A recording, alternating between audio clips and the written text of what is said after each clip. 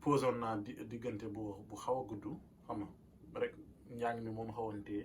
moo tax yu baree bari mënuma ko woon boole gi njàng mi dem naa fi Sénégal ñëwaat naa bari na loo xam foo xamante ni si dem naa fi ci Sénégal am na lu bari lu ma ci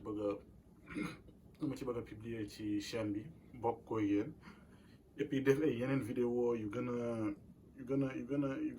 détaillé dugg ci xam nga dugg ci yu baree bari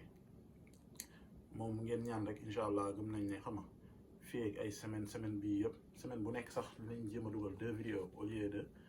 de benn xam nga ñu jéem a dugal def ay affaire jéem a xam nga gën a focaliser wu ci li nga xamante ni si war nañ ci wax surtout tolluwaayu réewu Sénégal dinañ ci laal ci suñu vidéo wolof yi mais aussi dee leen dugg xam nga na gars yi abonné après xam nga aussi di partager vidéo yi am na ci solo dee leen ko partager dee leen ko bokk ak mbokk taalibe yi xam nga jàppale leen ci xam nga supporter ñu suñ kàddu egg foo xamante ni si su ngeen gisee ne maanaam li ñuy wax am na solo